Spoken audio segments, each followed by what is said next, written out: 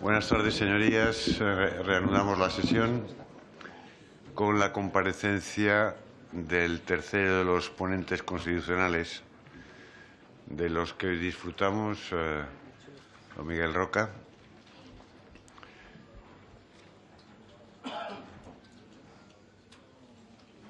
Al que doy sin más la palabra, tras agradecerle, como es obvio, en nombre de la comisión y de todos sus componentes, su predisposición inmediata a comparecer ante nosotros y a contribuir abriéndolo al debate sobre el Estado autonómico, el modelo territorial del Estado, cuando estamos camino de los 40 años, el 40 aniversario, el 40º aniversario de la Constitución. Y con toda libertad, pues tiene la palabra el compareciente para reflexionar sobre lo que él entienda que hay que decir hoy sobre ese estado de las autonomías. Gracias. Señor presidente, señoras y señores diputados, como ustedes comprenderán, para mí tiene algo de emocionante lo de este acto de hoy, de esta comparecencia. Hace unos cuantos años, ya no es necesario precisarlos, dejé esta casa y en ella me lo pasé muy bien y, por lo tanto, rememorar a través de esta presencia lo que fue una etapa intensa de nuestra historia colectiva, por lo tanto, para mí es una gran satisfacción y un motivo de agradecimiento que me den la oportunidad, a través de esta comisión y con su compañía, de establecer un tipo de reflexión sobre lo que constituye propiamente el objeto de esta comisión, sobre la organización territorial del Estado, su influencia, lo que podemos decir, en un proceso de repensar la Constitución, si es necesario. Por lo tanto, me encanta poderlo hacer y no voy a disimular que estoy muy satisfecho de hacerlo. Pero la satisfacción de hoy no es nada comparable con la satisfacción que tuve de poder participar en la elaboración de esta Constitución y en manifestar que 40 años después sigo siendo absolutamente solidario con lo que en su conjunto, en su globalidad y en su unidad representa esta Constitución. No puedo entrar en hablar de lo que representa la reflexión de la organización, sobre la organización territorial del Estado sin hacer unas muy breves, y les prometo que serán muy breves, consideraciones sobre el encaje de este título octavo que hace referencia a la organización territorial del Estado en lo que es el propio conjunto del texto constitucional.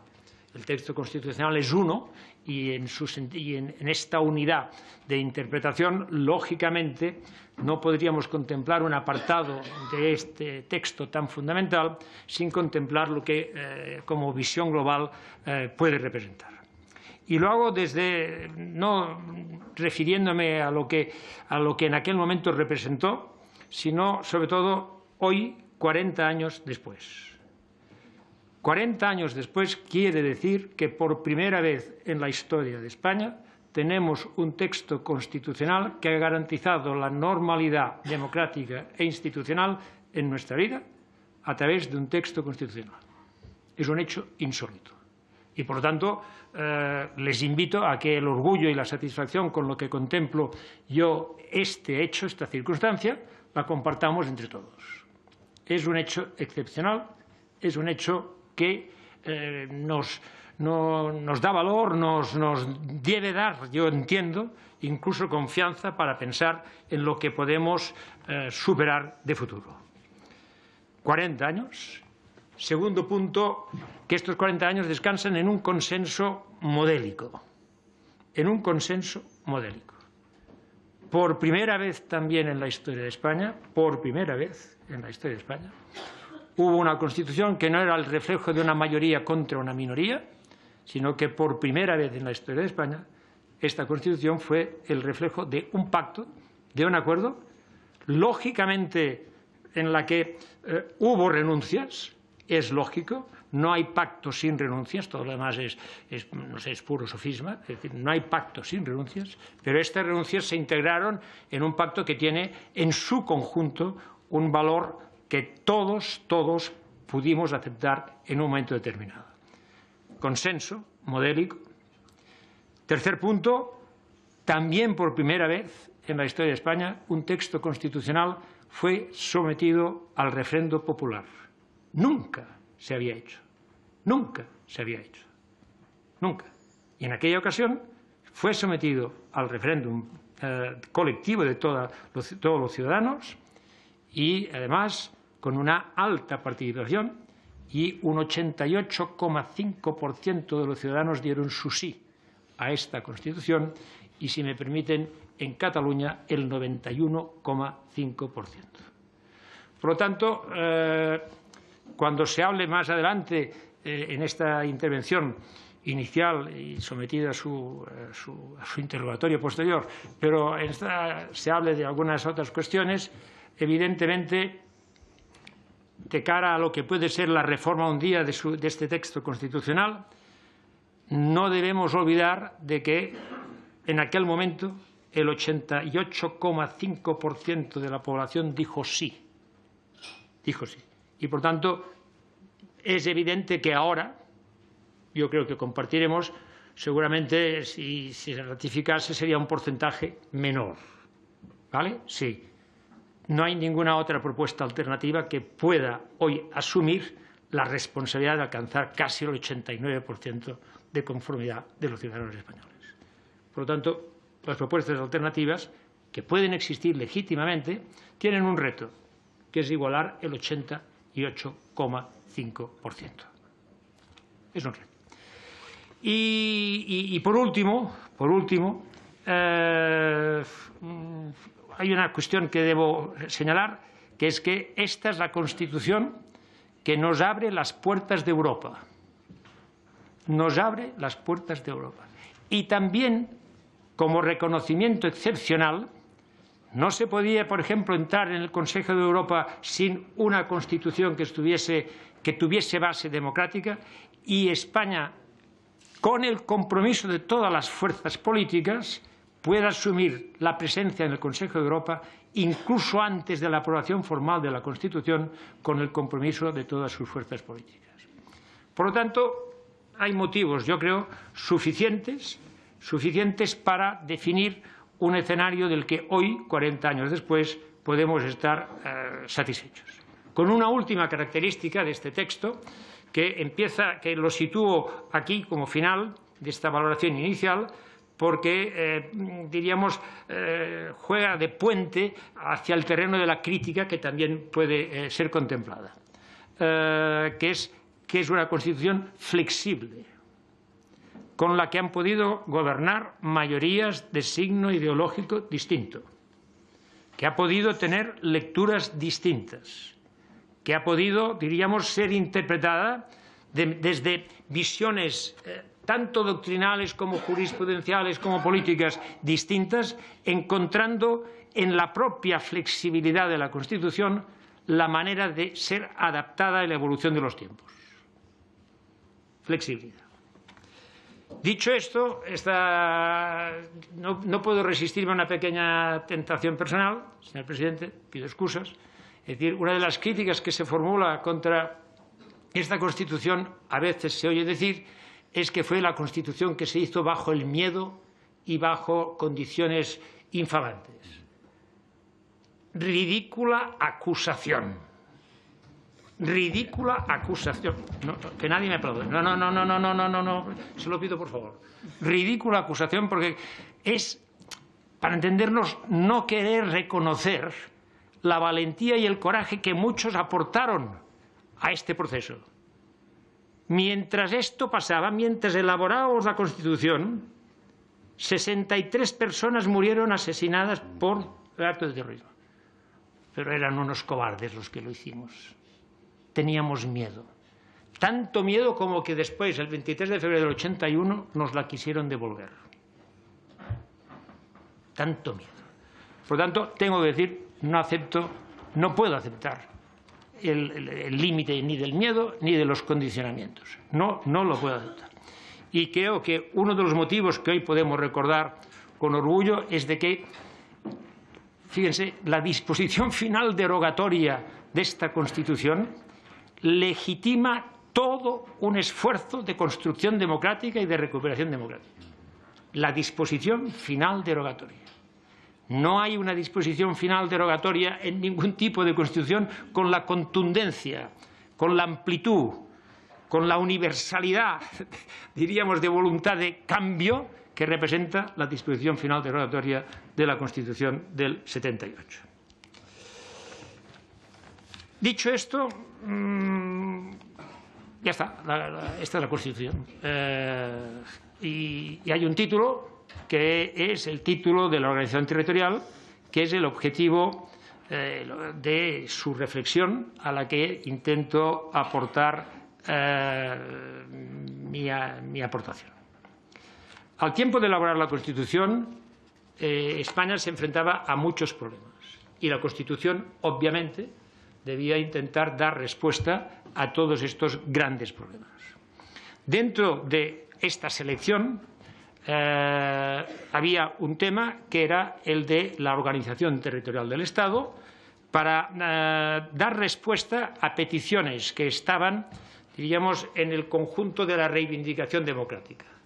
España se enfrentaba a una recuperación de libertades, pero dentro de estas libertades lo que había era también unas libertades, diríamos, colectivas en las que se plasmaban, yo diría, no únicamente en Cataluña, sino en toda España, la necesidad de una descentralización del poder político. No una descentralización administrativa, sino una descentralización del poder político. Era necesario recuperar, es decir, de la misma manera que se hablaba de la libertad perdida, de la amnistía necesaria, se hablaba del Estatuto de Autonomía como símbolo de recuperación de lo que eran unas identidades que en la etapa republicana habían sido reconocidas. Y, por lo tanto, en aquel momento se tenía que dar respuesta a esta descentralización. Y esta descentralización se recoge en la Constitución y es la que, de hecho, viene a recoger todo el título octavo de la misma, dando respuesta a esta ansia colectiva, a esta ambición colectiva de dar una respuesta al centralismo propiamente del régimen franquista, dar una respuesta de descentralización que reconociera de manera clara a aquellos que ya habían gozado de estos estatutos de autonomía o que habían aspirado a un proceso de esta naturaleza durante una etapa que queríamos que se situara como punto de referencia de la recuperación democrática. Por lo tanto, debe decirse, y lo digo así, que no era únicamente un tema de descentralización política basada en razones históricas, sino también de eficacia modernizadora de la administración del Estado. Descentralizar era dar respuesta a satisfacciones políticas, ideológicas y de ambición de identidad, y era también modernizar la administración del Estado a través de una componente mucho más eficaz en lo que representara el reparto del poder político. No era una corriente singular de España, sino que era una corriente que Europa compartía en un proceso de descentralización y de empoderamiento, ahora que está de moda, del empoderamiento de bases territoriales que, en definitiva, pudieran compartir la responsabilidad de la transformación social, política, económica de un país. España lo necesitaba.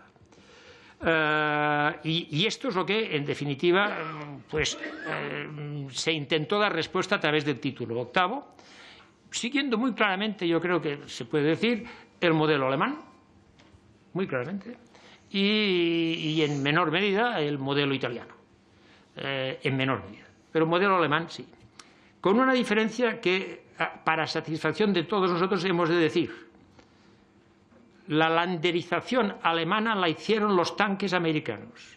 No suelo yo nunca decir algo que después me tenga que retractar.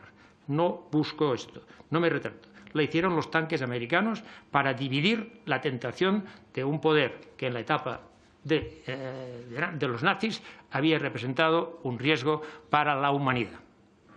Y la hicieron los tanques americanos. Aquí la hicimos nosotros, pactando entre nosotros y sin tanques, ni americanos ni los nuestros. La hicimos nosotros. La diferencia fundamental fue esta. La hicimos nosotros. Se dice que si fue un error la generalización autonómica. Y pueden ustedes entender que seguramente a quien más se lo decían era a mí. ¿No fue un error esto de la generalización autonómica? Cuando uno da la conformidad a un texto, lo da al texto en su globalidad. Hay puntos que te gustan más, hay puntos que te gustan menos, pero te quedas comprometido con la globalidad.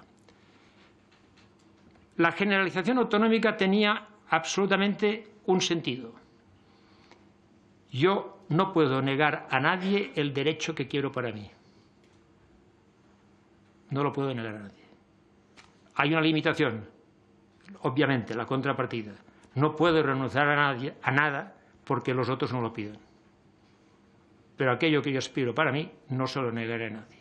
La generalización autonómica tenía que configurarse como se configuró en la medida en que, en definitiva, pudiera ser una aspiración a la que las demás comunidades que ya se han constituido en un momento histórico, por las razones que cada uno legítimamente pudiera aportar, quisieran asumir, por lo que fuere.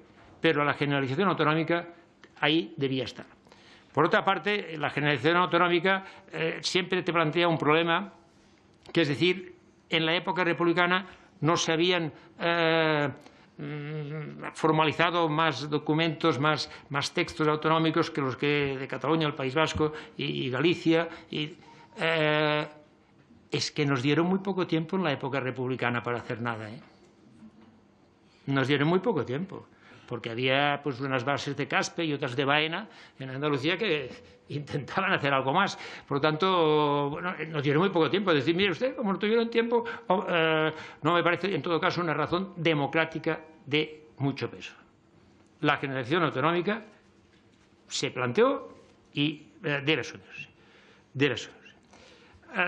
La Constitución reconoce, y esto tiene hoy incluso una cierta actualidad, reconoce por primera vez también en la historia de España el que dentro del proyecto de la unidad española lo que se dice es de que existen nacionalidades y regiones que la integran.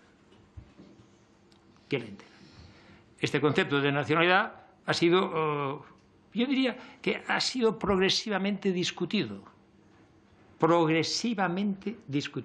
Y digo progresivamente porque cuando formulábamos la Constitución, tengo que decirles que es que lo discutió muy poca gente, Y en todo caso ni se les oía.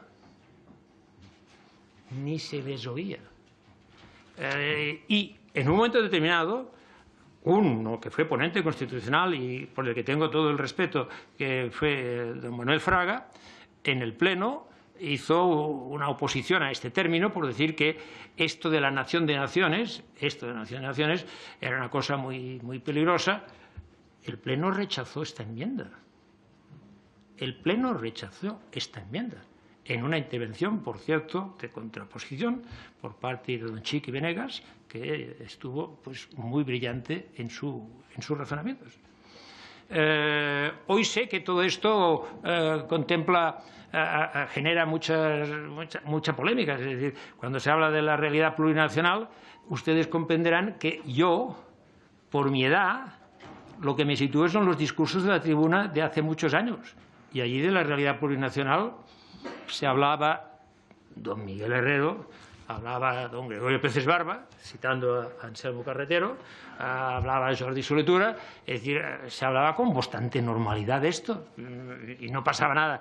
Y es, a mi entender, injusto creer que hemos de centralizar o focalizar, mejor, la discusión de los problemas que hoy pueden pasar en estas palabras. Porque si todo fuera esto, ya está resuelto. Ya nos podemos ir y a descansar porque lo tenemos roto. Si el problema es este, ya que ya está, que esto no tiene importancia. Luego veremos que creo que no es esto, sino que es algo más. Es algo más.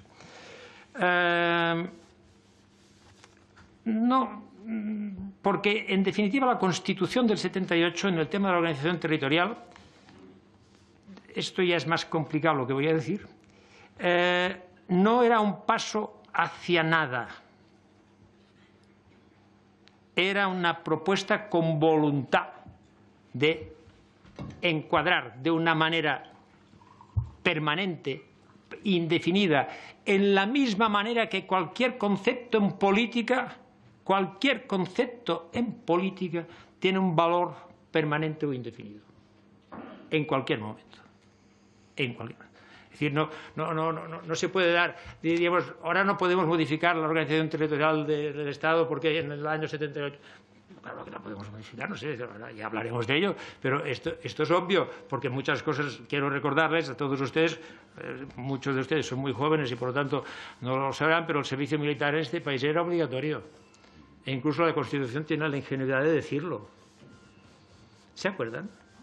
Y un día dijimos, no, es obligatorio cuando se diga que es obligatorio. Mientras no digan que es obligatorio, no lo es. Y no tembló nada, no tembló absolutamente nada. Y nadie lo discutió. Por lo tanto, bueno, la Constitución tiene unas interpretaciones que irán, diríamos, evolucionando durante el tiempo, pero en todo caso no será desde el punto de vista de estas interpretaciones donde duele el problema. Donde duele el problema. En la Constitución cabe lo que cabe. Lo que no cabe en la Constitución no cabe.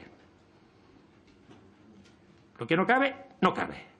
Ya está. Es decir, lo demás puede ser interpretado y ampliado. Seguramente donde más nos equivocamos, es, porque hay errores, es en el Senado. Estoy contento de hablar en el Congreso para que no se me paren los senadores, pero no teníamos experiencia de Senado y teníamos una cierta prisa por terminar. Por razones externas teníamos una cierta prisa por terminar. Y en el Senado no estuvimos muy brillantes. Y de hecho el Senado tiene, a mi entender y con todo el respeto para la institución, tiene mucho realmente de segunda cámara, como una especie de cámara casi de apelación, es decir, o de corrección. Lo que no se ha hecho aquí, pues no está realmente, creo yo, representando eficazmente lo que es la necesidad de una cámara que refleje la estructura territorial de España. No lo creo. Y aquí yo creo que sí que nosotros no estuvimos brillantes, no lo estuvimos. Ahora, en este momento lo que se dice, y esta comisión lo viene a reflejar en cierto modo, es de que el modelo territorial puede entenderse que está agotado. Yo lo he dicho en alguna ocasión y por lo tanto tengo que decirlo aquí. Un modelo, ¿por qué razón se decía o se dice esta expresión del modelo? Porque ciertamente en épocas diversas, entre la UCD y el PSOE en el año 81 intentaron unos acuerdos autonómicos que dieron lugar a la LOAPA, que no funcionó, y luego se repitieron entre el PP y el PSOE en el año 92 otros acuerdos autonómicos, y por otra parte se procedió en la etapa de los 2004, 2005, 2006 a un proceso generalizado de reforma estatutaria. Es decir, hubo una aceleración de los procesos de reforma que tendieron a una homogeneización. Es decir, muchas comunidades pasaron de una etapa inicial con un nivel competencial menor a una etapa ya más evolucionada y más sólida, en la que asumieron competencias que igualaron el techo competencial de manera básica o muy fundamental en toda España. Por lo tanto, de hecho, podríamos decir que el modelo territorial de la Constitución se agotó en la medida en que fue un modelo de éxito. Y, por lo tanto, en la medida en que fue un modelo de éxito, generó una nueva ambición, generó más convencimiento en la capacidad de todos de poder adelantar en el ejercicio de sus responsabilidades de autogobierno. Esto lo generó y, por lo tanto, a través de esta voluntad, a través de esta capacidad, se generó una uniformización denunciada, pero que en todo caso era fruto de un éxito por lo que se estaba haciendo, un éxito por las referencias que representaban las comunidades con mayor nivel competencial, era una referencia para las demás y se quería, diríamos, acceder a esta situación, y era un éxito desde un punto de vista en perspectiva europea. España durante mucho tiempo tuvo en Europa, diríamos, casi un protagonismo muy relevante en todo lo que era la Asamblea de las Regiones de Europa, fundamentalmente porque el modelo era un modelo de referencia importante que funcionaba y que tenía éxito. Yo creo que hubo un momento en el que esta reforma empezó a fallar y yo tengo que decir que creo, sinceramente, que aquí donde hubo un error importante fue en la sentencia del Tribunal Constitucional del año 2010. Y fíjense, creo que tengo razón, creo que fue un error. Y se lo digo por una cuestión. Ya nunca más podrá haber una sentencia como esta. Porque esta sentencia se produce porque el recurso previo de inconstitucionalidad había sido suprimido. Y entonces se hace lo siguiente, que es que un estatuto refrendado es recurrido. Y como esta Cámara y las Cortes Generales saben que esto no es bueno, han dicho que nunca más pase esto.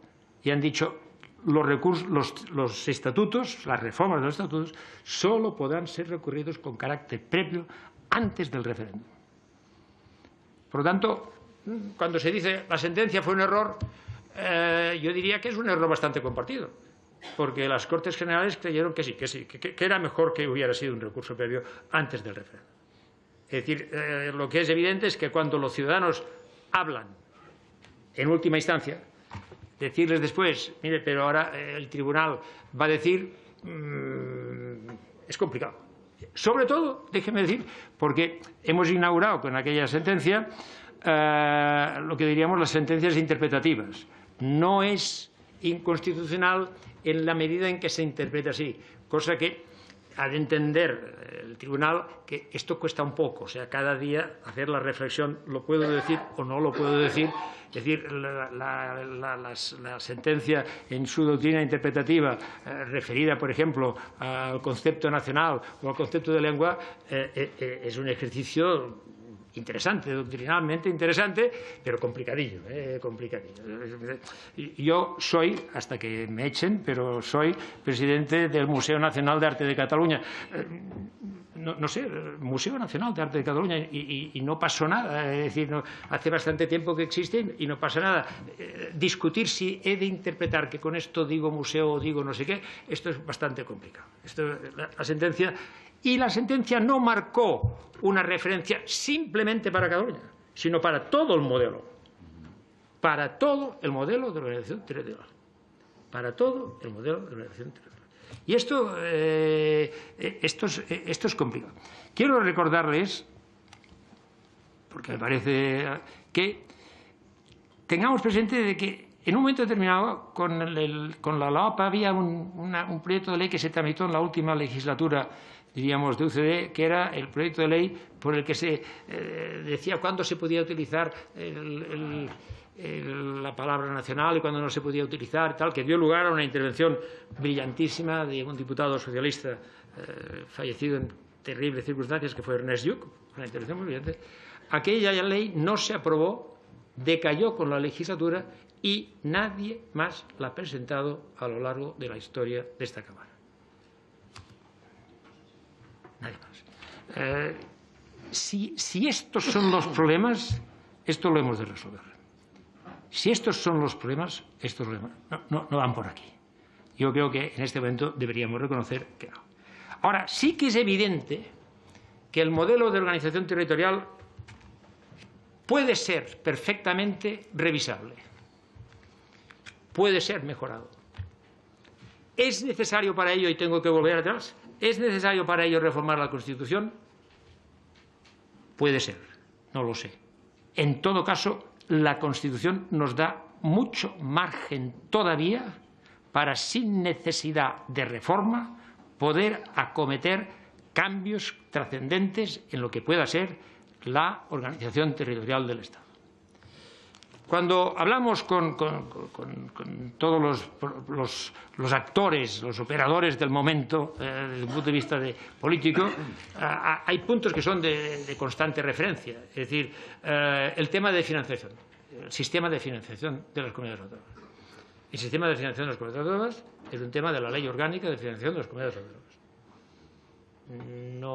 No requiere ningún cambio constitucional a acometer la reforma del sistema de financiación. Yo no voy a decir si se tiene que reformar así o así, esto ya lo dirán sus señorías. Yo lo que digo es que la reforma es de una ley orgánica, no es de la Constitución.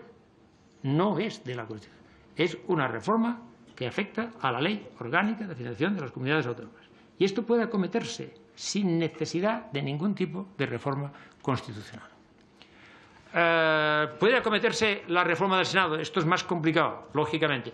Pero es evidente que hay experiencias parlamentarias en las que se llegó a acordar sobre algunos mecanismos que pudieran, para entendernos, dar más incidencia territorial a la propia actuación del Senado. Esto se hizo, hay acuerdos. Y podíamos introducir mecanismos de esta naturaleza. Y, por otra parte, lo que podíamos, entre todos, también plantearnos es el que no hay nada, para entendernos, más eficaz en situaciones, diríamos, de crisis. No hay nada más eficaz que la revolución de las pequeñas cosas. Como esto yo lo he dicho varias veces, pero tengo sensación de que ahora alguien más lo ha dicho. Y entonces tengo miedo de que se me identifique con no sé qué. Les prometo que me identifico conmigo mismo a veces. Esto depende del momento del día. Pero en principio yo creo que hay una cantidad de pequeñas cosas que realmente podríamos operar en el terreno de los gestos, en el terreno de los acentos, en el terreno de la proximidad, en el terreno de los reconocimientos y en el terreno de las sensibilidades y sentimientos, que afortunadamente hasta aquí no llega la Constitución, porque esto ya sería, digamos, excesivo, pero en este terreno hay mucho por lo que se puede avanzar. Financiación, Senado. Tengo que acercarme al final porque ustedes son los que son los protagonistas y por tanto. Pero yo quisiera decirles que quedaría esto cojo si no decimos. ¿Alguien requiere un tratamiento de singularidad? ¿Alguien requiere un tratamiento singular? Yo diría que la primera pregunta es: ¿no sería correcto que todos los que requieran un tratamiento singular lo reciban? Después diremos que no. Pero de entrada, lo que es evidente es de que, preparando esta pequeña intervención, yo encontraba algún antecedente de alguna intervención mía hace 40 años, claro, hace 40 años. Y decía una cosa que puedo seguir diciendo hoy. La diferencia no hace a nadie más importante. La diferencia no genera privilegios. La diferencia nos hace simplemente respetar al diferente. Y nada más, respetarlo. Y este respeto está, es decir, cuando la propia sentencia del Tribunal Constitucional del 2010, queriendo ser interpretativa, define singularidades refiriéndose a Cataluña, al Estatuto de 2006. Pero es que debe haber reconocido otras singularidades cuando, por ejemplo, todo lo que se anula en materia de justicia en el Estatuto de Cataluña lo deja vivo en otros estatutos. Debe ser que allí es distinto. Por lo tanto, la singularidad debe estar presente. Perdonen si les parece excesivo lo que voy a decir, y por tanto, democracia es reconocer la singularidad. Democracia es reconocer la singularidad. La igualdad es la democracia. Reconocer la singularidad es el plus de la democracia. Si no hay reconocimiento a la singularidad, el pluralismo del artículo de la Constitución lo hemos de eliminar. El pluralismo quiere decir reconocer la singularidad de una idea, de una religión, de una raza, de reconocer esto y reconocer la singularidad de que ahí donde conviven unos con otros hay unos que tienen, diríamos, unos afectos situados en una lengua, por ejemplo, en una cultura, por ejemplo, en unas instituciones o en un derecho. Y esto, dices, bueno, pero que lo está diciendo para alguien en concreto, para todos cuantos lo puedan invocar. La singularidad no se predica en un término exclusivo, se predica en términos de generalidad. Para todos cuantos invoquen la singularidad, esta tiene que ser respetada. Yo creo que esto es fundamental, porque el modelo de organización territorial no está, ahora algunos se van también a enfadar conmigo, pero es igual, no está fallando por el tema competencial, no es verdad. No es verdad. Cuando se dice, bueno, hay muchos recursos ante el Tribunal Constitucional por quien interviene en la regularización o supervisión de los isótopos radioactivos. Causa una pasión absolutamente descriptible los isótopos radioactivos. De verdad, esto no me digan que por esto el sistema va mal. No, esto va mal por otras cosas. Y aquí es donde hemos de operar. Y entonces permítanme, y termino mi intervención, permítanme decir, si en el año 77-78 nos enfrentamos a todo lo que teníamos que enfrentarnos, y lo hicimos, ahora que tenemos los instrumentos para poder pactar, acordar, hablar, entendernos y comprendernos, no lo podemos hacer. Si ustedes quieren que yo diga algo más, lo diré en las respuestas que ustedes me formulen. Pero no se preocupen por una cosa. Nada de lo que estoy diciendo o he dicho pone en cuestión algo fundamental para los que participamos en aquel proceso. La Constitución tiene que respetarse en su integridad. No hay vías al margen de la Constitución. Al margen de la Constitución no hay más que la reforma de la Constitución a través de lo que la Constitución señala. Nada más. Pero dicho esto, déjenme creer que un problema político puede resolverse políticamente. Déjenme creer, tengo esta ingenuidad. Creo que la política nos incumbe a todos, incluso a los ya, diríamos, arcaizantes, ¿no? Pero, en cuyo grupo me sitúo. Pero esto, un problema político, debe poderse resolver políticamente. Y felicito a esta comisión por una cosa. El escenario idóneo, básico y fundamental para este acuerdo es esta casa. Es esta casa. Porque aquí no hay más protagonistas que el conjunto de los ciudadanos. Pero no se enfaden, ustedes son sus representantes. Pero aquí se puede hablar, se puede discrepar, se puede construir. Y ahora lo hemos de hacer. Lo hemos de hacer porque, en todo caso, comprenderán que si para todos ustedes esta situación es la situación actual es incómoda, para eternos, hombre, para los que creímos y seguimos creyendo que lo que se hizo en aquel momento valía la pena y que tiene todavía futuro, es mucho más incómodo. Si nos ayudan, entre todos lo haremos todo. Ahora son ustedes los que me interrogan. Muchas gracias por su atención.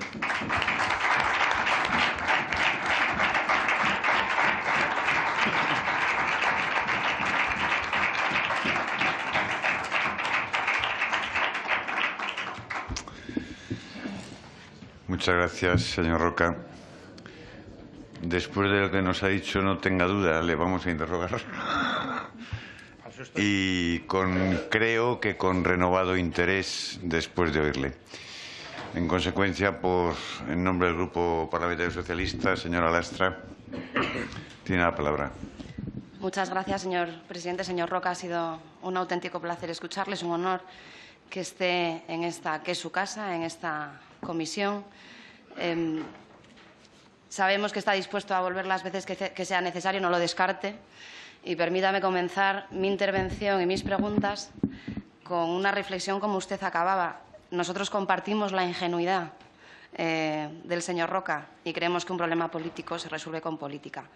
Y por eso el empeño también de este grupo y de mi partido, encabezado por Pedro Sánchez, en la creación de esta comisión, precisamente para resolver los problemas políticos que tiene nuestro país. Mire, decía el señor Roca que el modelo territorial está agotado en la medida, creo que eran las palabras exactas, que fue un modelo de éxito. Yo no me atrevería a decir que está agotado, sí me va a permitir decir que es necesario revitalizarlo, ¿no? Modernizarlo, si quiere, y para ello, bueno, pues el empeño de este grupo y la propuesta que ha hecho a esta Cámara, que está basada en tres cosas que yo creo que compartimos, básicamente. El primero, en el respeto a los hechos diferenciales de cada territorio, como usted decía, dentro de un compromiso colectivo con el espacio común que es España. La solidaridad para seguir reduciendo las desigualdades en nuestro país. Es una evidencia que estos 40 años de Estado autonómico han permitido precisamente reducir esas desigualdades, pero es verdad que hay que darle un nuevo impulso a este Estado autonómico precisamente para eso. Y la igualdad, que usted también hacía referencia a ello, de derechos básicos para la ciudadanía. Sí que me gustaría hacerle algunas preguntas sobre algún tema que ha tocado y algún otro que no, pero sí que nos gustaría conocer su opinión. La primera es la referencia que ha hecho al Senado, y usted mismo reconocía que fue donde más se equivocaron, que se ha convertido más en una segunda Cámara de corrección de algún error, pero que no representa la estructura territorial del Estado, es decir, que no ha sido capaz de cumplir la función constitucional para la que nació, de ser Cámara de representación. Al mismo tiempo, hemos escuchado en el día de hoy hablar de racionalizar las relaciones entre administraciones públicas, creando mecanismos de cooperación institucionales. Y la pregunta, señor Roca, es si podría el Senado cumplir esa función. También se oía hablar de la conferencia de presidentes en el marco del Senado. Me gustaría saber esa reforma del Senado, que usted algo apuntó, pero me gustaría, si pudiera ser, que concretara un poco más qué visión tiene usted de esa reforma del Senado, por dónde debería ir. La segunda es, hablaba usted también de la financiación autonómica y hacía referencia a la Ley Orgánica de Financiación de las Comunidades Autónomas. Y es cierto que, evidentemente, la financiación viene regulada por la Ley Orgánica. También es cierto que debemos construir un nuevo modelo de financiación que sea justo y solidario, como ha sido hasta ahora, que dé estabilidad y equilibrio al sistema. Y por eso nosotros lo que planteamos es la constitucionalización de esos principios de financiación. Y creo que después de 40 años ha habido bastante ensayo-error para saber qué principios podrían caber en esa reforma constitucional, de haberla, ¿no? Que podrían ser, y se me ocurre, la suficiencia, la autonomía y también la solidaridad. Por ejemplo, por poner tres principios encima de la mesa, nos gustaría saber qué es lo que opina. También hemos escuchado hablar a lo largo del día de hoy, y además es una reflexión que creo que compartimos todos los grupos de esta Cámara, sobre la necesidad de la clarificación competencial. Pero eso es muy fácil decirlo, pero es complicado pasar de las musas al teatro. Entonces, estamos de acuerdo en que hay que clarificar las competencias, pero tenemos que ponernos de acuerdo en cómo hacerlo. ¿Eso cómo podríamos hacerlo?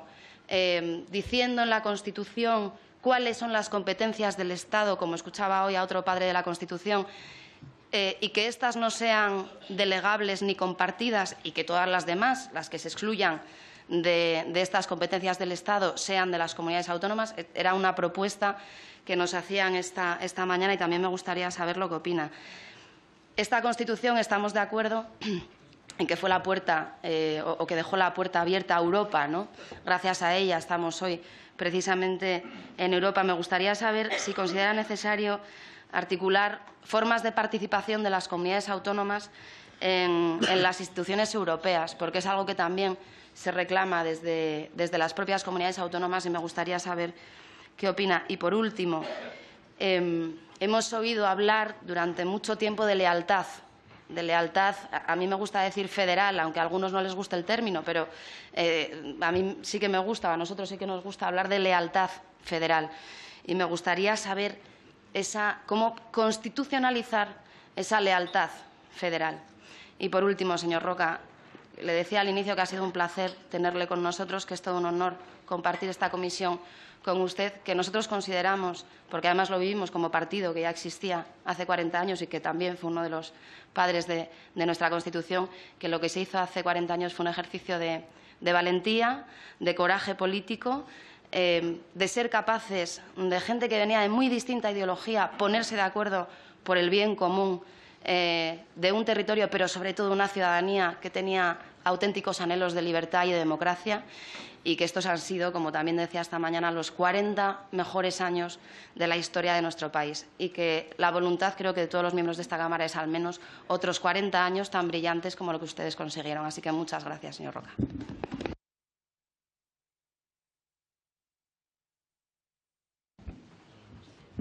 Gracias, señora Lastra, por su intervención y también por su tiempo.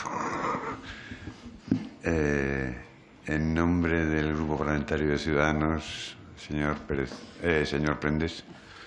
Muy bien, muchas gracias, presidente. Espero que me pueda agradecer usted lo mismo que le acaba de agradecer a la señora Lastra cuando acabe mi intervención, al menos una parte, ¿no? Solo una parte, la referida al tiempo. Quiero agradecer especialmente la presencia del señor Roca hoy en esta Cámara. Y quiero agradecerlo muy sinceramente, porque usted es el padre de la Constitución, figuran esos retratos que están a su espalda, bastante similar, o sea, se conserva bastante bien, señor Roca, hay que decirlo así. Pero es especialmente importante, se lo digo de verdad, para nosotros es especialmente importante que usted esté hoy aquí. Usted formó parte de la ponencia constitucional liderando lo que se llamaba la minoría catalana, ¿no?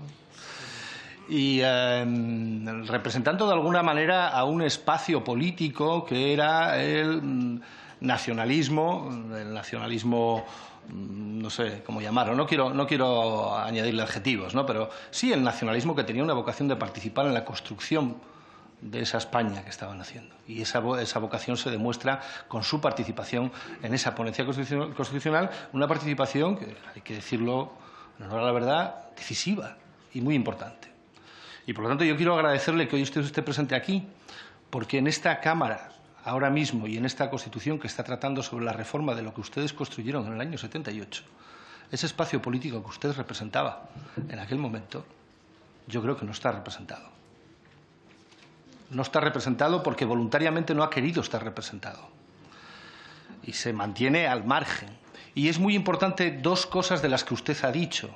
La primera, que la aceptación de nuestra Constitución es la aceptación en su conjunto de ese texto en su totalidad. Hubo un ejercicio de renuncias que todos ustedes lo han señalado, los distintos ponentes, hubo un ejercicio de renuncias de todos, pero al final la aceptación de la Constitución en su conjunto supone aceptar el texto en su totalidad. Y luego, otra cuestión que es muy importante y sobre la que quiero descansar las preguntas que quiero hacerle. Usted ha dicho que es muy claro que en la Constitución cabe lo que cabe y lo que no cabe, no cabe. Una manifestación interesante, pero ciertamente críptica. Y a mí me gustaría que usted avanzase un poco más en qué es lo que usted considera que cabe y qué es lo que considera que no cabe. Le digo porque yo no sé si, como algunos pretenden ahora, usted considera que cabe en la Constitución consagrar digamos, un cierto derecho de autodeterminación, o como algunos quieren decir ahora ambiguamente, un derecho a decidir, particularmente. Si cabe consagrar, usted ha dicho singularidades, yo quisiera decir algo respecto a eso después, ¿no? Pero si cabe consagrar determinados privilegios que determinen distintos derechos diferentes en función de qué territorio viva una persona en España, ¿no? Por ejemplo, que haya ciudadanos en España que tengan una mejor financiación de sus servicios públicos en función de que han nacido en determinado territorio y, por lo tanto, tienen un privilegio financiero que les ampara, ¿no? Me gustaría que usted me dijese si considera que cabe dentro de ese derecho, dentro de la Constitución, una relación bilateral entre el territorio de España que sea y el Gobierno del Estado para negociar aquellas cuestiones que afectan directamente a ese territorio al margen de lo que puedan decidir el resto de los territorios. Bien, me gustaría que concretase un poco más qué es lo que cabe y lo que no cabe. Y a partir de ahí usted ha hecho un ejercicio realmente argumentativo muy estimable. Usted es un magnífico abogado, además, se lo reconozco. Y ha tratado de determinar que generalidad y singularidad en realidad son lo mismo y que se puede reconocer la singularidad sin que eso suponga el reconocimiento de privilegios, singularidades. Claro, el problema es que determinadas singularidades vienen determinadas por la naturaleza, en fin, de lo que hay que reconocer. Es decir, si una comunidad autónoma no tiene lengua propia, pues es evidente que esa comunidad autónoma no legislará o no regulará, digamos, cuáles son los derechos que afectan al ejercicio o al uso de esa lengua propia, ¿no?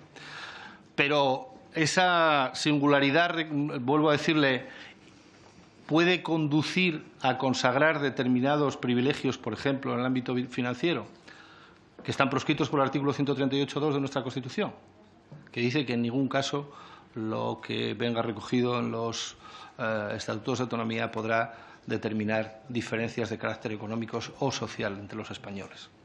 Por lo tanto, ese ejercicio de deslindar hasta dónde puede llegar la singularidad sin que afecte al principio básico, creo que absolutamente renunciable, de la igualdad de los españoles independientemente del territorio en el que hayan nacido, me parece que es un elemento bastante clave y es una cuestión que está justo ahora mismo en el centro del debate.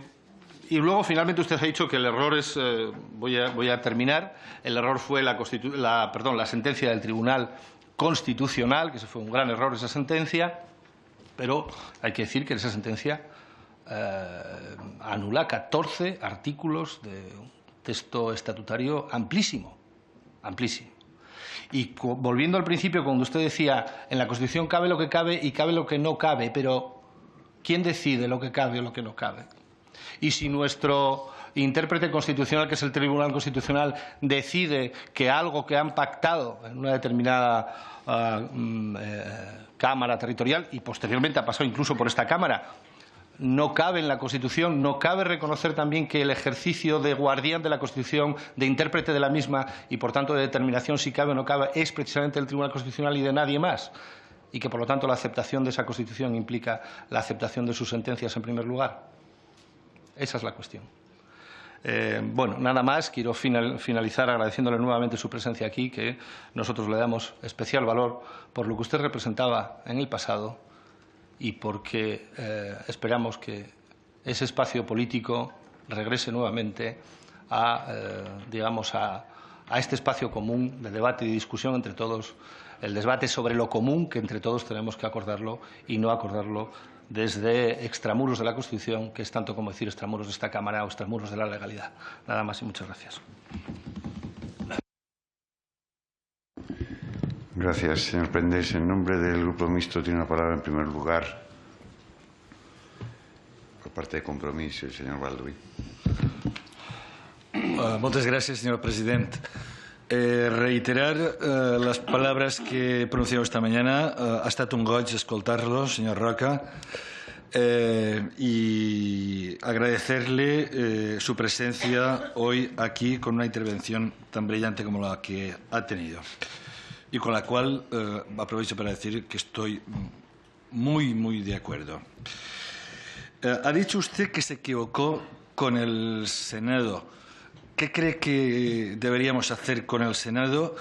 Y si cree también que se equivocaron con las diputaciones, es decir, si ya se hacía un modelo territorial, municipio, comunidad autónoma y gobierno del Estado, la pervivencia de las diputaciones. Luego ha dicho que probablemente, a pesar de la conflictividad en el tema de los recursos al Constitucional por el tema de las competencias, ha dicho que probablemente ese no fuera, o me ha parecido entender, un gran problema. Yo le pediría que, si usted considera que las competencias tanto estatales y autónomas se deberían de clarificar para intentar evitar toda la conflictividad posible.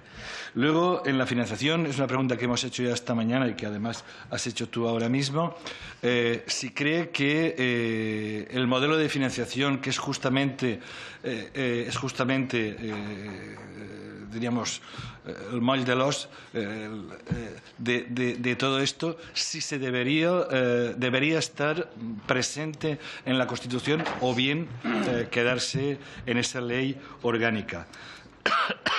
Y por último, y menos técnico, ha hablado usted, y a mí me pareció una parte muy interesante de su intervención, de gestos. No sé, podría apuntar alguno.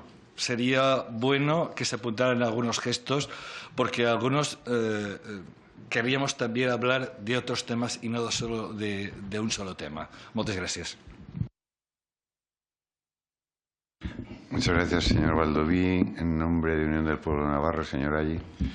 Muchísimas gracias, señor presidente de esta comisión, y cómo no agradecer a uno de los miembros ponentes de los padres de la Constitución española. Señor Roca y Junyent, sinceramente ha sido brillante su intervención. Decía uno de los fundadores de Unión del Pueblo Navarro, partido al que obviamente pertenezco, es que ser navarro es un modo maravilloso de ser español, ¿no? Como cualquier otra comunidad, pero, por tanto, como navarro, defiendo la foralidad y defiendo la singularidad como un derecho histórico, singular, diferenciado, derecho preconstitucionalista y también, por tanto, derecho constitucional que recoge la Constitución, como el que ustedes debatieron, cedieron, transigieron y llegaron a un acuerdo. Y, por tanto, me quedo con sus dos titulares, para mí, de esta comparecencia, más allá de otras muchas consideraciones para tomar en consideración a futuro en futuros debates, y si no le importa le citaré en futuras intervenciones que haga, porque ha dicho dos frases que me parecen radicalmente opuestas a lo que hemos estado escuchando en los grupos que me han precedido, que yo pensaba que venía aquí a hacer preguntas, pero realmente lo que he escuchado algunas soflamas en contra de esa singularidad que tenemos los navarros, que más que un poder competencial, señor Roca y Junyent, al menos es mi impresión, forma parte del colectivo de ser navarro. Y eso, y en su primera frase, que era la de la diferencia no genera privilegios, yo añadiría una coletilla, un apellido que es, y no está contrario en absoluto a la igualdad de todos los españoles. Y además también añadiría que no está reñida, ni mucho menos, insisto, con la solidaridad en esa simetría de comunidades que aportan al resto del conjunto españoles, como se ha hecho históricamente, al menos en Navarra, desde 1841. Un modelo en una relación económico-financiera a través del convenio económico que ha sobrevivido a repúblicas, monarquías, dictaduras, y que hoy tiene una vigencia y que entiendo que nadie pone en duda, salvo que haya indicaciones ideológicas en contra de esa recentralización y especialmente en el ámbito de la financiación autonómica. Porque, insisto, fuero es libertad, es cercanía a la ciudadanía, es derecho, como he dicho antes, y también es solidaridad, y sobre todas las cosas es lealtad institucional y lealtad constitucional, que eso es, al fin y al cabo, lo que somos al menos los navarros. Por tanto, la pregunta que lanzo es, señor Roca y Junyent, ¿usted entendería un modelo en algunas comunidades, insisto, en principio de solidaridad y lealtad constitucional, que tuviese un concierto al estilo, por ejemplo, vasco o un modelo de convenio económico? Esa es mi pregunta. Muchas gracias. Muchas gracias, señora. Y por parte del Grupo Parlamentario Popular, señor Bermúdez de Castro. Muchas gracias, señor presidente. Y muchas gracias, señor Roca. Le agradezco mucho su presencia esta tarde en esta comisión. Lo hemos hecho desde el Grupo Popular, con todos los ponentes que han venido esta mañana, también recordando los que no están aquí, cuyos retratos presiden esta sala. Pero en su caso, le digo igual que el señor Prendes, especialmente le agradezco por lo que simboliza. Usted es representante de ese nacionalismo catalán que ayudó a forjar la España constitucional, de la que también nosotros nos sentimos muy orgullosos como usted. Y por eso quiero poner en valor su participación esta tarde en esta comisión, más allá de sus consideraciones. Es evidente que algunas de sus reflexiones estamos más de acuerdo que con otras, pero le agradezco profundamente todas las aportaciones que nos ha hecho. Mire, yo no sé si fue un error la sentencia del Estatuto de Cataluña o el recurso que la produjo. Evidentemente nosotros no opinamos así. Pero me gustaría recordar, sin ánimo de suscitar ningún debate sobre ello, que, mire, en 1981, porque estamos hablando del modelo territorial, las fuerzas nacionalistas, usted era un dirigente destacado de ellas, presentaron un recurso del Tribunal Constitucional de una ley que fue la Ley de Armonización del Proceso Autonómico, que era fruto de un gran acuerdo entre la UCD y el Partido Socialista. Y el Tribunal Constitucional les dio la razón. Y les dio la razón porque la tenían. Y nunca nadie les ha reprochado que recurrieran al Constitucional, ni nunca nadie les ha reprochado al Tribunal Constitucional que dijeran en esa sentencia lo que dijo. De la misma manera, yo le pediría que, en relación al recurso del Estatuto, que desde luego fue legítimo, por cierto, no fuimos los únicos que presentamos ese recurso ni lo interpusimos, hubo varias comunidades autónomas y también el Defensor del Pueblo, que estaba en ese momento bajo la titularidad del exministro de Justicia socialista, el señor Mújica, también lo presentaron. Y el Tribunal Constitucional nos dio en parte la razón, porque no se podía pretender ni modificar ni interpretar de determinada manera determinados preceptos constitucionales a través de un estatuto de autonomía. En todo caso, no creo que por esa sentencia el modelo territorial esté agotado. Yo creo que, en todo caso, está mejor definido y mejor delimitado.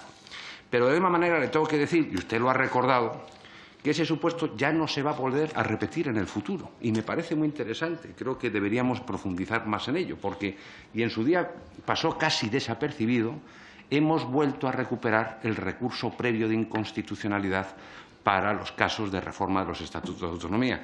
Mi compañera Pilar Cortés y el presidente de esta comisión, don José Enrique Serrano, fuimos los encargados de llegar a ese gran acuerdo entre los dos partidos en la 10ª legislatura, por lo que el filtro de constitucionalidad ya será siempre previo y nunca posterior al momento en que la norma sea sometida a referéndum, lo que evitará lo que algunos han llamado, a mi juicio de manera equivocada, el choque de legitimidades. Digo lo a mi juicio de manera equivocada, porque solo hay una legitimidad de origen, así lo establecieron en la propia Constitución, y una única soberanía y un único poder soberano, que es además previo a la autonomía, que es el del conjunto del pueblo español. Dicha esa reflexión, me gustaría que profundizáramos un poco más. Usted ha sostenido que la Constitución debe ser lo suficientemente flexible como para que sea capaz de adaptarse a los tiempos por vía interpretativa. ¿En qué aspecto considera que la Constitución española permite una interpretación más flexible y más amplia en relación al modelo territorial? ¿Considera que en esa línea que hay margen reinterpretativo, después de pasados unos años, en relación a algunos preceptos o algunas consideraciones que el Tribunal Constitucional hizo en relación a la sentencia del Estatuto de Autonomía de Cataluña? Usted ha afirmado en varias ocasiones, en varios artículos, en varias entrevistas, que el modelo nació abierto y que sigue abierto. Es más, hoy ha dicho algo que a nuestro juicio es muy importante, que nació bajo el principio de la generalización autonómica. Es decir, no se pretendió copiar el modelo del Estado integral de la Constitución de 1931. No sé si el Estado integral fue porque no se dio tiempo o porque no hubo voluntad para ello. Pero, en todo caso, lo que ha dicho me parece relevante. Es decir, buscó la generalidad, no buscó la singularidad, que unas comunidades autónomas pudieran tener capacidad de autogobierno y otros territorios no lo tuvieron. ¿Usted cree que después de 40 años el principio dispositivo que informa al conjunto del título octavo sigue abierto en su totalidad? Lo digo porque, si esto es así, la siguiente pregunta es lógica. ¿Usted cree que en este momento habría que cerrar el modelo tanto en relación al acceso a la autonomía? Mire lo que está ocurriendo en algunos casos. Hay algunos que pretenden iniciar un nuevo proceso o, por el contrario, también delimitando o definiendo de manera más clara las competencias en los diferentes niveles territoriales. ¿Usted cree que en un momento como el actual, donde parece que nos gusta más, lamentablemente, seguir las diferencias más que aquellos elementos que nos unen, es posible un consenso en torno a una reforma de la Constitución? ¿Sigue pensando, como ha escrito en más de una ocasión, que cualquier reforma constitucional necesita del mismo espíritu que la elaboró? Hoy incluso ha llegado a hablar de un reto, es decir, a ver quién busca un acuerdo que luego permita conseguir ese gran consenso de ratificación del pueblo español como lo alcanzó en 1978. En todo caso, coincidimos en una cosa. Coincidimos en que hay margen para mejorar el modelo territorial sin necesidad de reformar la Constitución. Y permítame, y voy terminando, una reflexión, porque de alguna manera, al igual que han hecho otros portavoces, nos ha invitado a ello. Habla de reconocimientos, de sentimientos, de acentos, de singularidades. Mire, nosotros pensamos que la Constitución española ha permitido claramente satisfacer las aspiraciones de autogobierno de todos. No hay más que ver hasta dónde se ha descentralizado el Estado español. Pero es evidente que nunca va a poder satisfacer las aspiraciones de ruptura de los secesionistas. Ni esta Constitución ni ninguna de nuestro entorno, porque el derecho de secesión no está amparado ni por el derecho nacional ni por el derecho internacional. Y por eso nosotros no lo podemos permitir. Y con ello no se trata ni de imponer nada ni de reprimir las ideas de nadie. Yo tengo que recordar, y usted es el creador de ello, que nuestra Constitución ampara de la manera más amplia posible la diversidad y también la libertad ideológica y la libertad de pensamiento y con ello la libertad de sentimiento. Pero no he encontrado ningún precepto en nuestra Constitución que ampare que los sentimientos justifican la ilegalidad. Ninguno. Por eso el método tiene que ser siempre democrático. Es decir, los objetivos se deben alcanzar siempre de acuerdo con lo que establecen las leyes. Y si el método debe ser democrático, el diálogo también. Y por eso el diálogo debe hacerse siempre dentro de la ley. Y aquí estamos esperando que algunos vuelvan. Ojalá, señor Campuzano, señor Chuclá, su presencia en esta comisión sea algo más que un gesto. Y vamos a trabajar, y voy terminando, ya termino, lo decía esta mañana, con ánimo constructivo en esta comisión, con todos los que quieran participar en ella. Vamos a exponer siempre nuestra posición de manera leal y vamos a intentar lograr acuerdos, pero no para ceder o premiar a nadie, sino para que todos mejoremos. En esa línea nosotros pensamos que nuestro modelo autonómico puede y se debe mejorar, puede ser fortalecido, sin necesidad de sustituirlo ni reformar la Constitución. Se puede mejorar, pero eso sí, pensando siempre en 47 millones de españoles y no solo en una comunidad autónoma. Se puede mejorar, pero eso sí, pensando siempre en el interés general para que siga siendo un proyecto de convivencia para todos o la inmensa mayoría y no pensando en la posición de una minoría. Siempre hay que dar una oportunidad al acuerdo. En eso estoy completamente de acuerdo, y valga la redundancia, con el señor Roca. Y la Constitución española es el mejor ejemplo de hacer compatible las soluciones con las diferencias. Nada más y muchas gracias.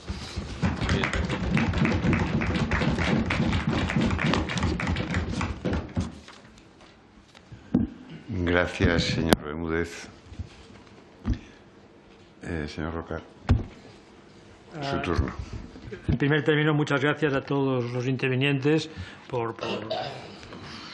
primero por la formulación de sus preguntas y sus cuestiones y segundo por la manera en que muy amablemente han hecho referencia a mi intervención. Yo intentaré contestar por orden, tal como se han formulado, y por lo tanto primero a la representante del Partido Socialista.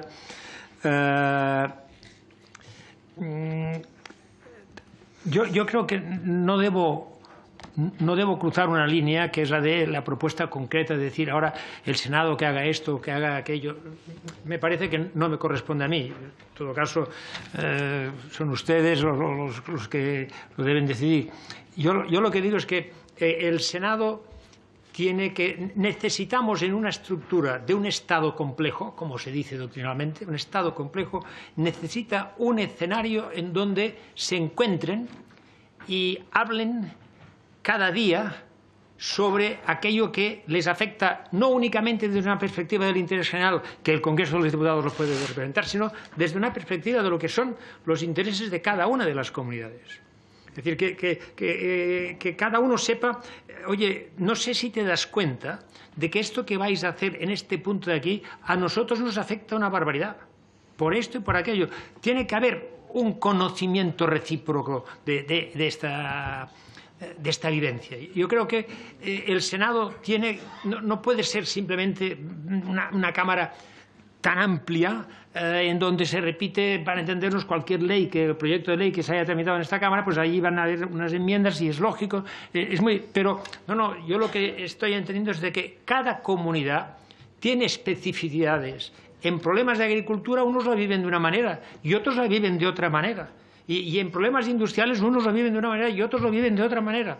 Esto tiene que haber una posibilidad de que se conozcan, lo entiendan, lo comprendan, sepan que aquello que ingenuamente o sin mala fe pueden estar opinando o diciendo o resolviendo puede perjudicar, sin que ellos lo sepan, de manera muy grave a otra comunidad.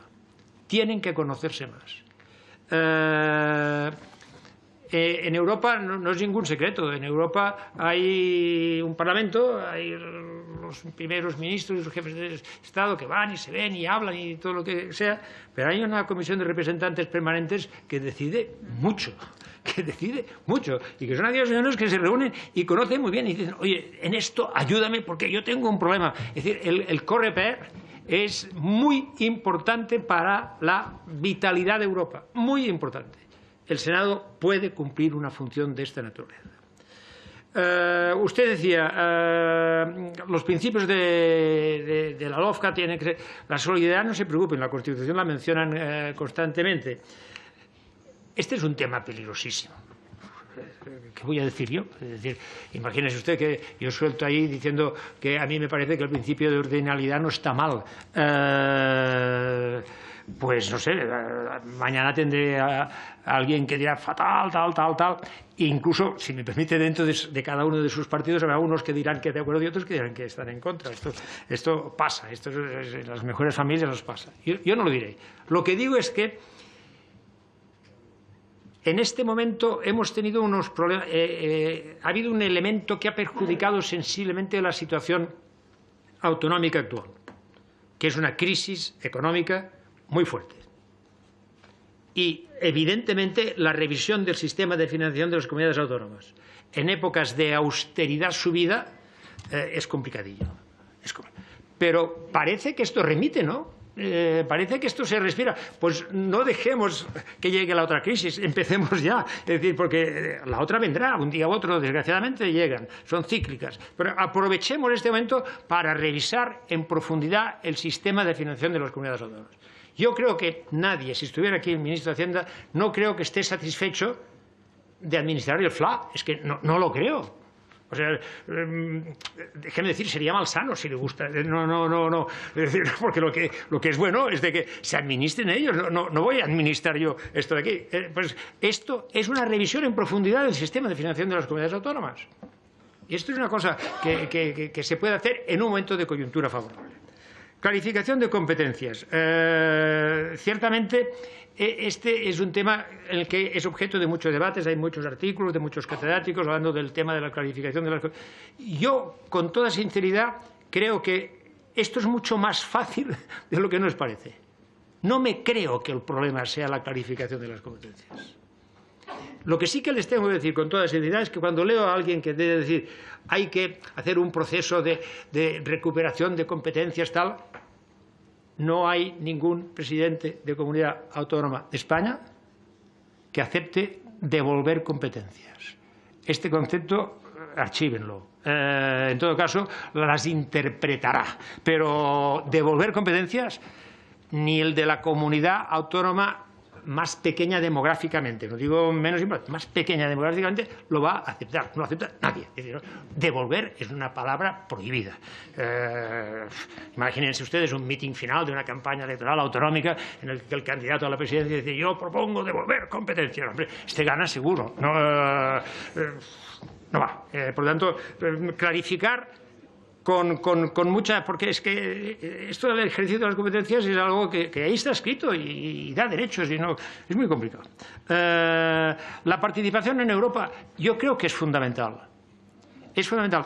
Y hubo un tiempo en el que esto funcionó bastante mejor. Y yo creo que hay unas vías que estuvieron abiertas que deben habilitarse más. Porque lo que es evidente es de que en Europa vamos a combinar una doble realidad. La doble realidad de una centralización de políticas de Estado, pero por otra parte habrá empoderamientos en la base, que van a necesitar de fenómenos regionales en Europa o fenómenos autonómicos en España. Habrá esta doble instancia. Por tanto, la participación yo creo que es muy importante. La lealtad, no me hable de la lealtad federal porque sería tanto como meterme en un lío que no me corresponde. Lealtad, sí. No la adjetive. Lealtad, sí. Cuando uno acata una Constitución, la acata. Sino que no la acate. Es decir, es decir, la Constitución nos dice que todo es opinable, que todo podemos cambiarlo, nos dice que lo podemos hacer todo, pero nos señala unos cauces. Esto es la lealtad. La lealtad es respetar el papel de cada uno. Respetar el papel de cada uno. Usted es esto, yo soy esto y cada uno tiene su papel. La lealtad, sí. Todos hemos de ser leales en el ejercicio de nuestra función institucional. Todos. Señor Prendes, usted dice, perdón, y muchas gracias por sus comentarios, que luego me referiré a una cosa que en este momento me duele no haber hecho al inicio. Es decir, la lástima es que solo estemos tres de los ponentes, porque hubiera sido muy interesante que hubieran estado los demás. Muy interesante e incluso, déjenme decir, muy justo, porque cada uno de ellos tuvo una participación muy decisiva en lo que fue el proceso constituyente. Señor Prendes, claro que acepto decir, es que yo tuve el honor, el privilegio, el único privilegio que la Constitución me permite. Yo tuve el privilegio de participar en la elaboración de una Constitución en la que me dirigí en nombre de mi partido a los ciudadanos de Cataluña para que me dieran apoyo a lo que habíamos hecho. Y el 91,5 dijo que sí. ¿Cómo quiere que yo ahora acepte cualquier otra cosa que no tenga el 91,5 detrás? ¿Vale? Claro, yo tengo que ser fiel a esto. Aquellos señores de aquella época, todos caducos, arcaicos, pasados de moda, ya no representamos nada, somos, bueno, lo que sea, nos lo dicen todo esto, sí, éramos el 91,5, con la participación más alta que se ha dado en ningún referéndum en Cataluña. Con la más alta. Tengo que ser fiel a esto. Que no sea tan críptico. Si me permiten una anécdota, cuando yo era diputado, una de las cosas, y en la época en que Felipe González era el presidente de gobierno, me tocaba en los debates del Estado de la Nación pues replicar, que es una cosa que ustedes saben que se hace, ¿no? Y claro, lo más pesado de Felipe González es que era brillantísimo, pero cuando leías el discurso dices, ¿pero qué ha dicho? Necesitaba responderle porque era fantástico. No voy a decirles qué tal cosa, pero lo decía. Y claro, yo un poco críptico también lo soy, pero es que a partir del límite de la cripticidad el riesgo aumenta exponencialmente. Y por lo tanto, lo confieso, soy un poco... Pero usted me ha pedido que qué es lo que cabe y qué es lo que no cabe. Si lo sabemos todos. Si lo sabemos todos. Sabemos todos. Usted me decía, por ejemplo, el derecho de decidir. Claro que cabe el derecho de decidir si estamos decidiendo en todas las elecciones que decidimos. La forma de decidir es participar en las elecciones. Esto es la democracia. Lo saben muy bien los que no tienen el derecho de decidir, saben muy bien lo que quiere decir derecho de decidir. Quiere decir poder votar en elecciones libres, con sufragio igual y directo. Y secreto. Esto claro que decimos. Ahora, lo demás, pues no cabe, yo qué quiero que le diga, no cabe. Ahora, ¿esto deslegitima una petición que se dé al margen? No, lo que pasa es que tienen que saber que es al margen. O sea, no podemos pedirle a la Constitución que resuelva lo que no puede resolver. Es imposible. Metafísicamente, ya no es política, esto no puede resolver. Ya está. Ya está. Privilegios.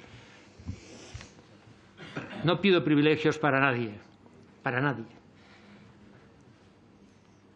No creo haberlo dicho, por otra parte, no creo que en mis palabras hubiera nada que representara privilegio, no lo sé.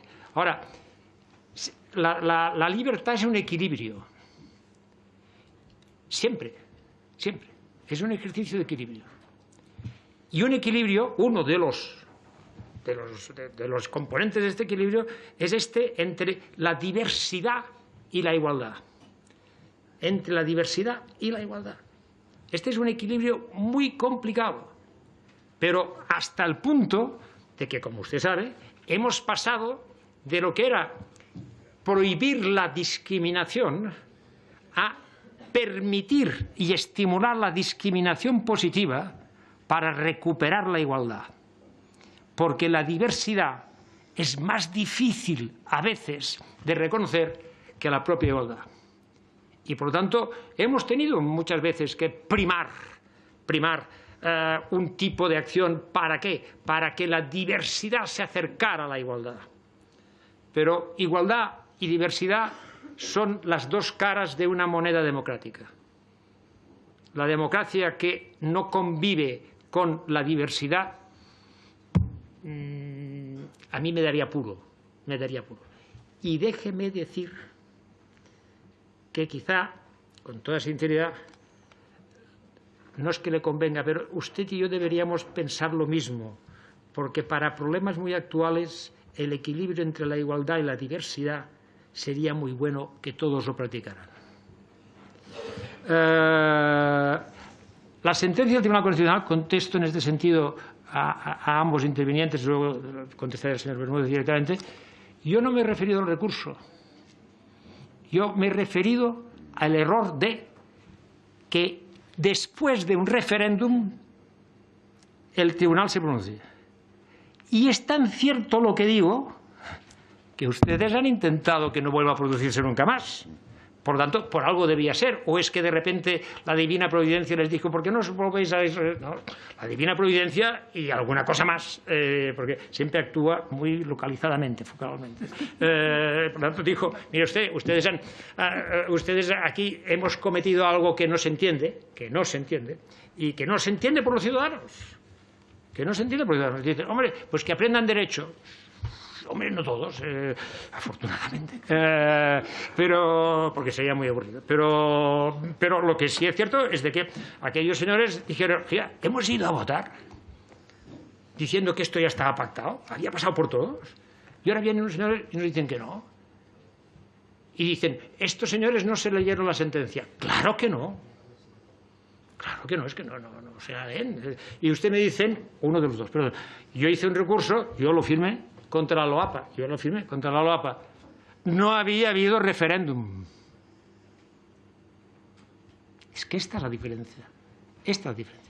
Cuando un expresidente de la Generalitat, que algunos conocen más que otros, el señor Montilla, habla en esta Cámara o en el Senado de la desafección, está diciendo no un problema jurídico ni competencial, Está diciendo un problema de que no se está entendiendo lo que está ocurriendo. Claro, y con error o no, pero hasta tal punto lo valoró que él lideró la manifestación contra esto. Y déjeme decir, digo hoy, yo no fui a esta manifestación porque creía que como ponente constitucional no tenía que ir. Pero estaba afectivamente ahí, porque aquellos ciudadanos no entendían lo que era. No lo entendían. La desafección. Desafección muy complicada. Pero, por tanto, yo no he dicho nada del... Digo el recurso previo que ustedes, con gran sentido común, han restablecido. Señor Baldoví, muchas gracias por su intervención. Quizá he sido muy rotundo en decir que en el Senado nos equivocamos. Quiero decir, más correctamente sería no lo acertamos. No lo acertamos.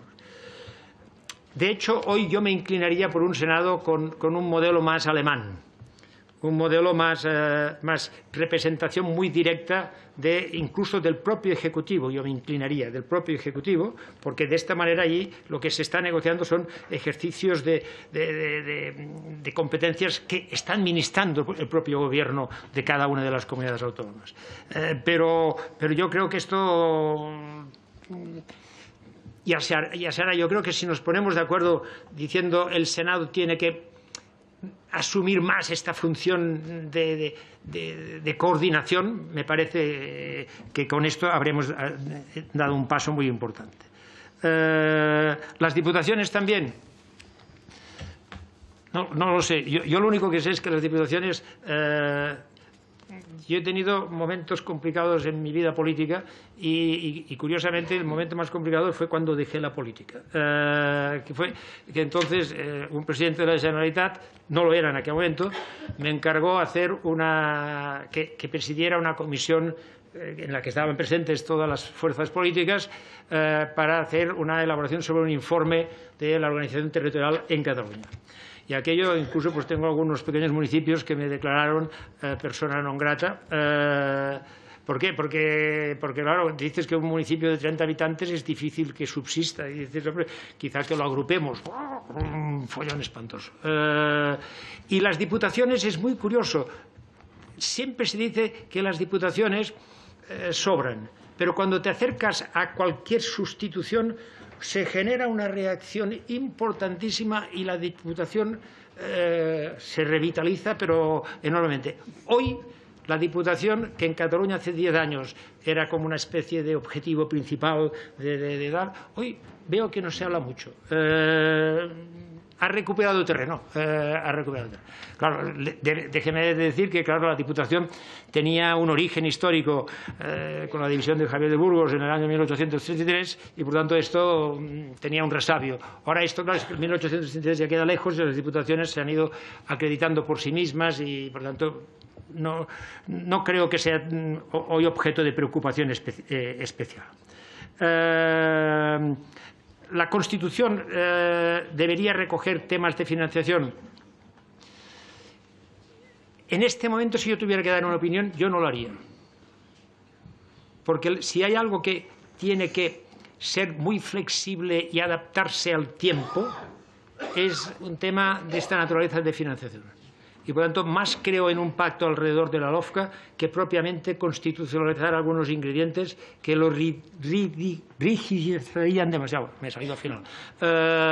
Y esto sería muy complicado. Por lo tanto, yo más bien creo que nos iría bien la LOFCA más que propiamente la Constitución, pero es opinable. Y usted tiene toda la razón. Gestos. Señor presidente, ¿puedo explicar una historieta? Es que casi puede ser rebajar la atención de sus señorías. Pero a veces aquí en Madrid, en una conferencia, en un coloquio, tal, me han pedido sobre la situación de Cataluña. Es curioso, me piden sobre esto. Y entonces yo les explico una anécdota, una historia. Imagínense ustedes un marido que llega a casa y solo abrir la puerta, en el mismo recibidor, está su mujer que se ha estado preparando toda la tarde y le dice: quiero separarme. Vamos a separarnos. Ya no aguanto más. Y el marido dice, esto que ahora se lleva de otras maneras, pero que dice, pero tú estás, ¿por qué te has creído? Si te vas a quedar sin pensión, yo me quedaré con los hijos, no tendrás ni coche, ni segunda residencia, tendrás que tal. Y entonces la mujer va y se pone a llorar. Y dice, llora desgraciada, ¿tú por qué lloras? Porque yo pensaba que me dirías que todavía me querías. Los gestos son esto. Ya sé que es rebajar, pero los gestos son esto. Dicho, señor, allí, la foralidad, mire usted, yo no lo fui nunca, pero mi abuelo fue el jefe de la comunión tradicionalista en Cataluña, por lo tanto, aquello de Dios patria fuero rey, yo me lo sabía de memoria, y por eso me dice, pero quiero decir, pero me lo sabía de memoria, por lo tanto, aquello es derecho histórico, hay que reconocerlo, ahí están, y yo creo que la Constitución hizo muy bien en respetar esto y ahí hay que respetarlo. Se puede decir que aquí hay un trato que muchos envidiarían y aprovecho para decir, hombre, yo siempre he defendido que una cosa es el reconocimiento del derecho histórico y otra cosa y todo lo que fuere, otra cosa es pensar de que podamos acercarnos a un sistema de financiación con modelos de eficacia similar, entre comillas, al concierto. Esto es otra cosa. Pero de eficacia similar. Dicen que cuando esto se hace, no suma. O sea que al final esto no suma. Bien, incluso las matemáticas evolucionan. Hemos visto ya que han encontrado un número primo con 26 millones de formulaciones seguidas. Tanto, incluso las matemáticas permitirán cosas. Amigo Bermúdez de Castro, creo que lo de la sentencia nos hemos entendido. Yo lo que hablo es de el recurso, recuperar el recurso previo. La interpretación, por la vía interpretativa se puede hacer, por la vía interpretativa se puede hacer mucho. Por la vía interpretativa se puede hacer mucho. Obviamente se puede hacer mucho dentro de la legalidad constitucional. La interpretación no puede ser saltarse, sino la interpretación tiene la capacidad de poder, diríamos, establecer una evolución que el derecho, aquí reconozco que identifico bastantes juristas, el derecho lo hacemos cada día. El derecho, el Código Civil tiene algunos años de antigüedad y por la vía de la jurisprudencia y la interpretación, la doctrina ha ido acuñando conceptos distintos de un mismo derecho. El derecho de propiedad, tal como lo leemos con el primer Código Civil, con la Ley de Bases, hoy la función social de la propiedad no era necesario, diríamos, legislarla. Esto se ha ido adoctrinando. Déjeme decir, hemos llegado a todo el tema de lo que representa una modificación sustancial en el régimen de hipotecas. Hemos llegado primero a la modificación por la vía judicial antes que al reflejo legislativo de ello. Por lo tanto, la interpretación dentro del orden constitucional tiene margen suficiente. Usted dice cerrar el modelo. Yo esto sí que lo he dicho siempre, e incluso cuando el señor presidente del Gobierno era diputado, y yo en alguna ocasión polemicé con él, yo no creo en cerrar el modelo de nada. Ni de esto ni de nada. En la vida cerrar modelos, me dirán, hombre, pero hay que cerrar, no lo sé, usted y yo lo cerramos. Pero no lo cerramos, porque vienen los demás y lo abren. La vida es como la transición. Todo el mundo habla de la transición, que yo creo que fue ejemplar lo que hicimos, pero diciendo ya se ha terminado. Si transitamos siempre, si siempre transitamos. Cada evento que se produce importante representa una necesidad de tránsito. Por lo tanto, yo creo sinceramente que cerrar un modelo, pues no lo sé. Con toda sinceridad, no lo sé. ¿Dentro del orden constitucional? Sí. ¿Modificando o reformando la Constitución si es necesario? Sí. Por la reforma de la Constitución, sí. Pero que cerrar esto de cerrar no me huele bien. Es decir, Europa la cerramos, es un modelo cerrado. La expectativa de todos es de que sea un modelo abierto. Lo tendremos que lograr, porque todo evoluciona, nuestra realidad es distinta, nuestra sociedad es distinta, los hábitos son distintos, las costumbres son distintas, todo ha variado. La digitalización nos pondrá muchos problemas, pero muchos problemas, nos los pondrá. Y en cambio es un cambio. Vamos a ver cómo evolucionamos. No creo en el modelo cerrado, la verdad. Consenso, sí. Consenso, sí. Si no hay consenso, no empecemos a hacer nada. Si no hay consenso, ¿para qué pelearnos en el día final? Esperemos ya no empecemos, no sé. Es decir, sin consenso, sin voluntad de consenso, es imposible hacer nada. Sin voluntad. Otra cosa es que el consenso sea posible, pero sin voluntad de consenso no lo hay. Y por tanto, yo estoy de acuerdo con esto. Tengo apuntado los sentimientos dentro de la legalidad. Obviamente. Es que, déjeme decir, cuando dentro de esta casa, todo es dentro de la ley. Es que si lo hacemos al margen de la ley se quedan sin trabajo. Porque ustedes son los que legislan. Ustedes son los que hacen las leyes. Es decir, que alguien que me venga con la condición parlamentaria y pueda decir, esto, la ley, es un... Oiga, pues no sé, vaya a otro sitio, porque es que aquí solo hacemos leyes. Esto es lo nuestro. Más, hacemos más cosas. Pero quiero decir, legislar es esto, y por lo tanto, dentro de esta casa, los sentimientos hay que respetarlos. Pero el que lo dice, el que apela a los sentimientos, ya sabe que está apelando a los sentimientos dentro de la legalidad. Si no, no hay apelación posible. Y yo estoy de acuerdo, modelo fortalecido y mejorar. Sí. Es que en definitiva, al final, todos nos movemos por el mejorar.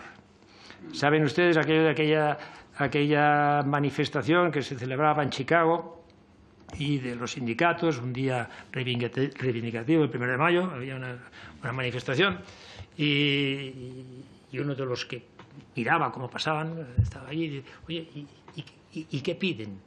Más. Si al final todo se resume en esto. ¿Qué se pide? Más. Dice, no, pero es muy feo pedir más. No. Es lo natural. O sea, no hay ningún padre de familia que diga, vamos a pedir menos. No, dice, mira, como van mal dadas, que sea igual. Pero porque van mal dadas, pero si no, más. Por lo tanto, mejorar el sistema, lógicamente, más. ¿Qué quiere decir más? Crípticamente me dirá el señor Prendes, pero más es más. El señor que estaba en la manifestación de Chicago ya sabía lo que quería decir más. Este lo sabía. Más es más. Y pues aquí todos pedimos más. Ya está. Perdonen el rollo. Yo tengo que decir que me lo he pasado muy bien, se lo agradezco mucho. Y les deseo lo mejor, con toda sinceridad. Y muy interesadamente les deseo lo mejor.